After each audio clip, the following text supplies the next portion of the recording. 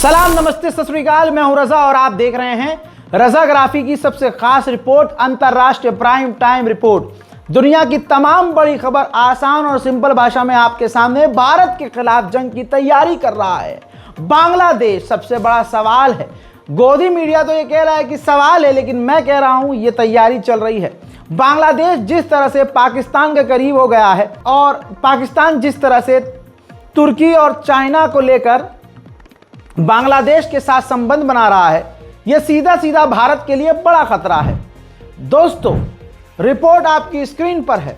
बताना चाहूंगा कि बांग्लादेश तुर्की से क्रिटिक लेजर गाइडेड मिसाइल खरीदेगा।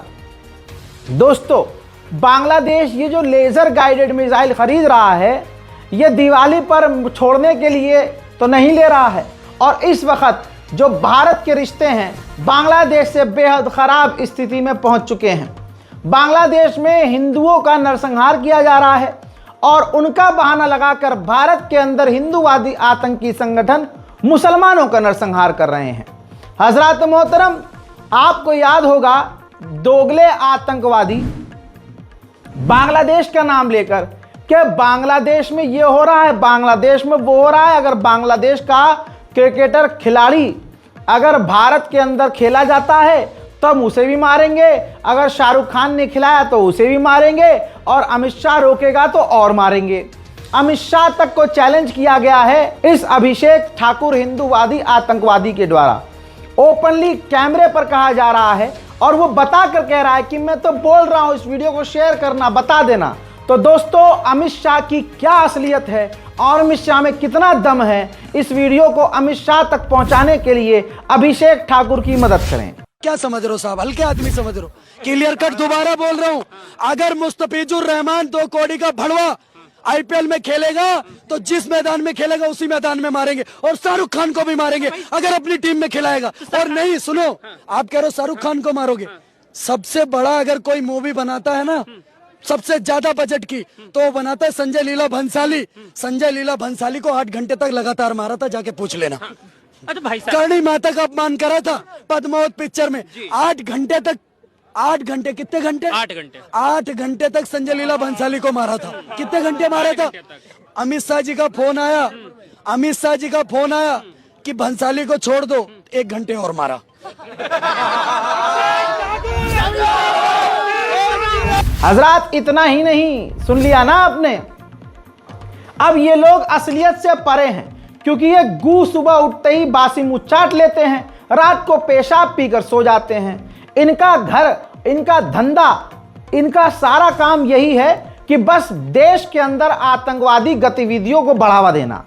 अब असलियत क्या है इनकी औकात?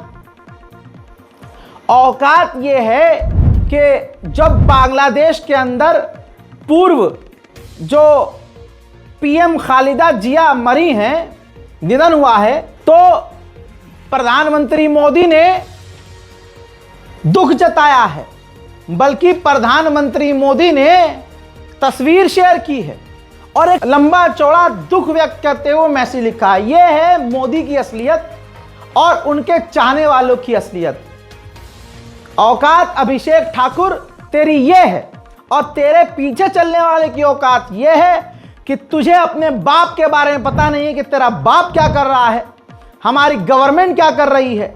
हजरात, ये बांग्लादेश को मिटाने की बात कर रहे हैं और वहां जो पूर्व प्रधानमंत्री मर गई हैं, तो उनके निधन पर आज 31 दिसंबर को खालिदा जिया के जनाजे में शामिल होंगे एस जयशंकर।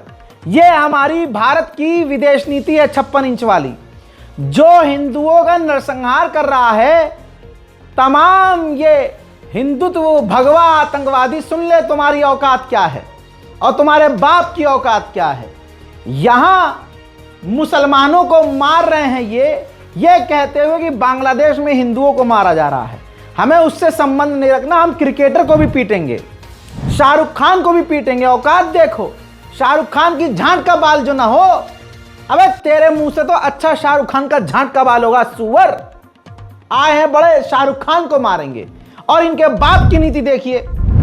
ये देखो भाई, न्यूज़ 24 ने जानकारी पहले ही दी थी कि 80 साल की उम्र में लंबी बीमारी के बाद बांग्लादेश की पूर्व प्रधानमंत्री खालिदा जिया का जो निधन हुआ है, तो उनके अंतिम संस्कार 31 दिसंबर को जो ढाका में होगा, तो भारत के विदेश मंत्री एस जयशंकर वहां जाएंगे शोक मनाने। इनकी औकात, इनके गुड़गांव में अगर दम है, जयशंकर को रोक कर दिखाएं। जयशंकर अपना जय निकाल के इनके पिछवाड़े में ऐसा जय जय करेंगे कि रात में इनको सूरज और दिन में तारे नजर आएंगे। इधर भारत के मोदी सरकार का 56 इंच देखिए, ये गिर गिर के पहुंच रहे हैं वहां कि हम तो हारे। अरे पूर्व प्रधानमंत्री, हाँ, पूर्व प्रधानमंत्री मारी गई हमारे।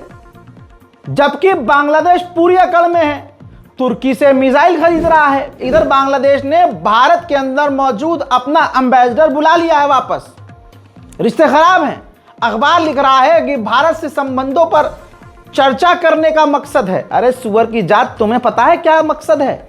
बांग्लादेश पूरी तरह से हमारे खिलाफ है और फुल हरामी पने पर है, लेकिन आज का अखबार लिख नहीं पा रहा है क्योंकि मोदी जी नाराज हो जाएंगे। हजरात, बांग्लादेश में मोदी और योगी एकदम फिदा हो रहे हैं और बांग्लादेश के पूर्व प्रधानमंत्री जो भारत के खिलाफ थी, जिया जो मर गई भाई, वो भारत के खिलाफ थी, भारत के खिलाफ जहर उगलती थी और हमारा प्रधानमंत्री रो रहा है उसके मारे जाने पर।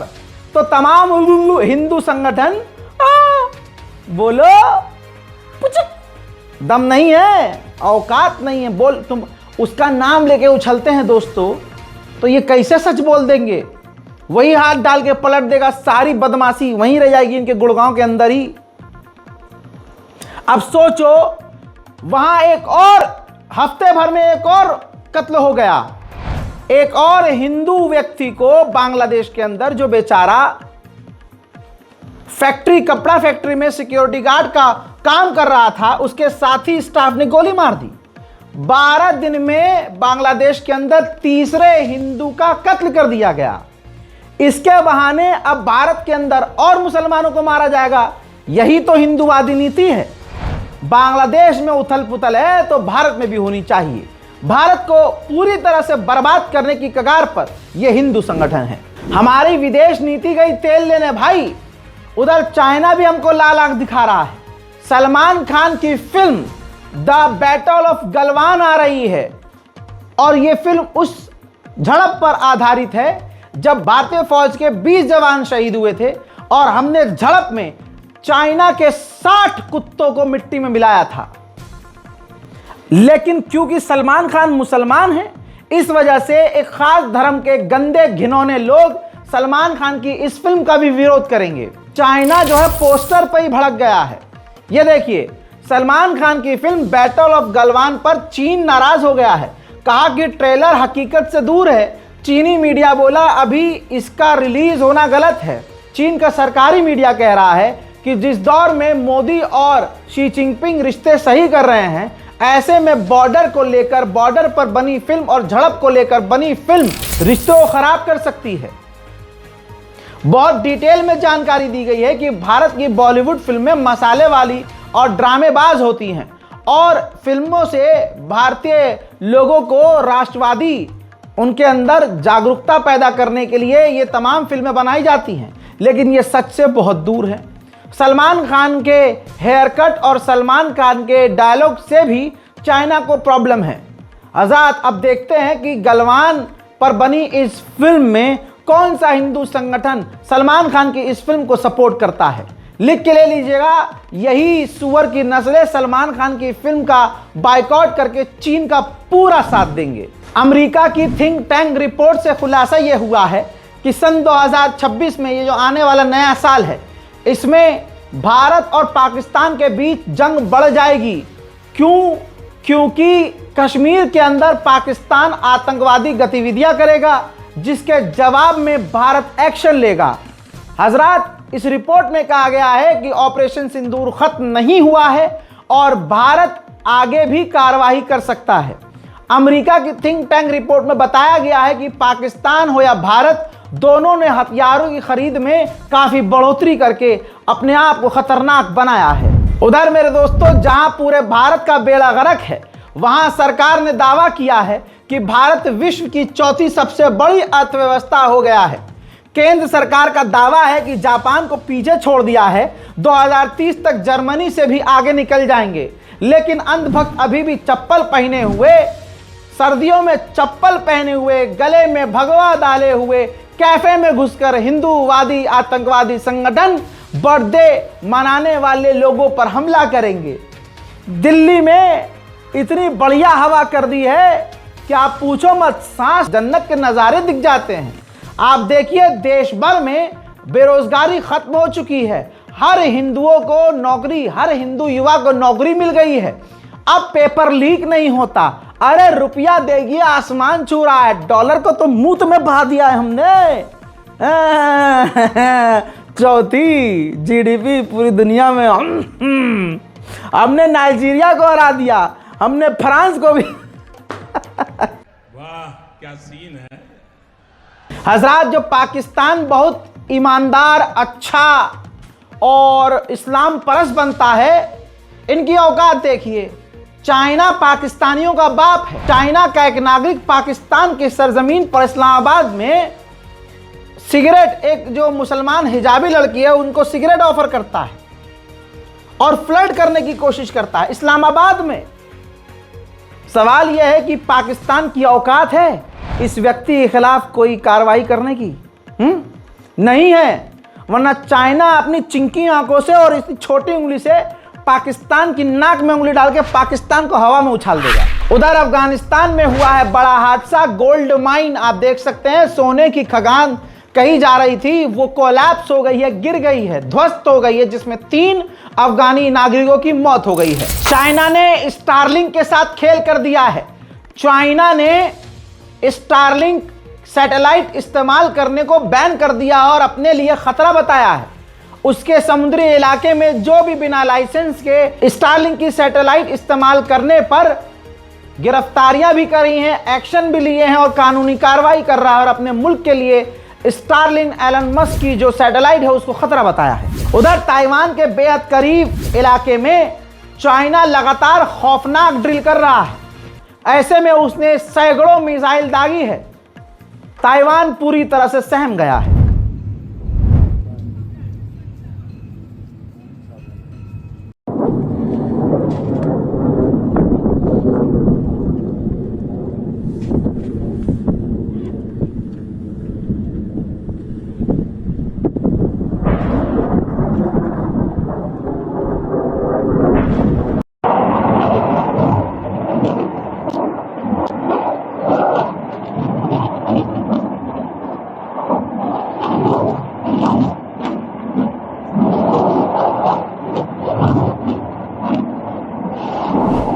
नया साल आते आते कहा जा रहा है कि चाइना ताइवान भिड़ सकते हैं और ये हम नंगी आंखों से देख सकते हैं। समुद्र के अंदर आप देखिए 2 युद्धपोत नजर आ रहे हैं, एक चाइना का युद्धपोत है और एक ताइवान का है। कितने करीब है सोच सकते हैं।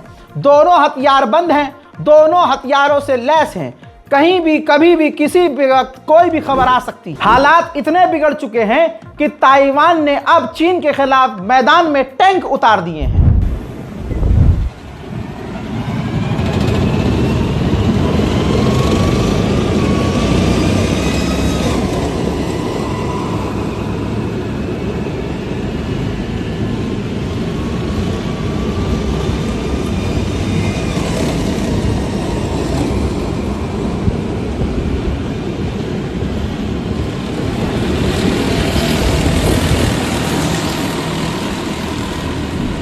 भारत और पाकिस्तान के रिश्ते भी बद से बदतर हालत में जा चुके हैं। जंग की कभी भी उम्मीद है कि हो सकती है। ऐसे में चाइना कूदा है।